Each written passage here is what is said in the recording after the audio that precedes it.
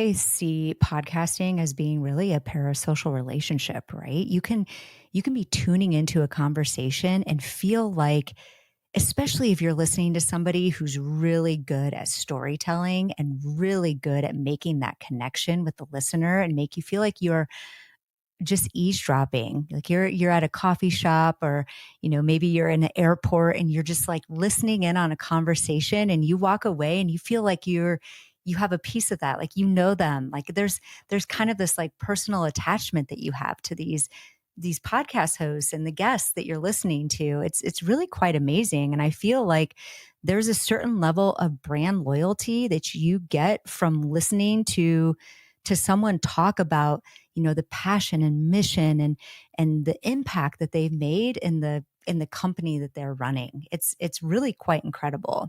Yeah, I've seen such a shift. I've seen people as well working at corporations similar to myself go out and create, a podcast that may not be directly tied to the company, but they're able to now kind of go out there and express their passions in a way that they're able to reach people where they couldn't 10, 15 years ago.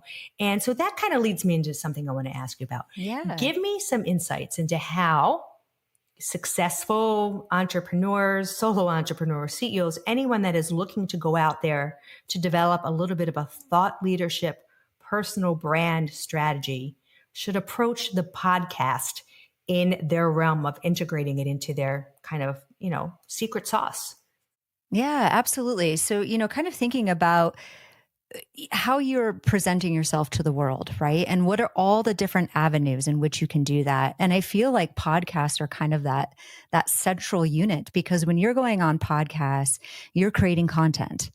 And that content can be shared across all of your platforms as you're building your brand, right? So if you kind of start in this place where you're having an engaging conversation, somebody's kind of walking you down the path, right? They're asking you those leading questions. You're able to answer them, you're able to give your perspective, and then you're able to share that widely across all of your channels.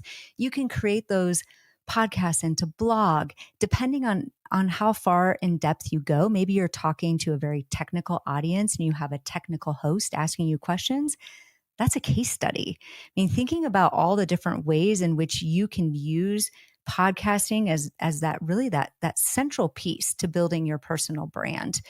And it's a pretty, I mean, I think as low of a barrier of entry it is into being launching a podcast, being a guest on a podcast, it's the same thing. If you have a particular expertise and you're searching out podcasts that interview guests that are in your wheelhouse, in your sphere of influence, reaching out to that podcast host, giving them a little teaser of what you can bring to their listeners, what kind of information you can bring to the conversation. It's a pretty easy thing to do. It's a nice place for people to start.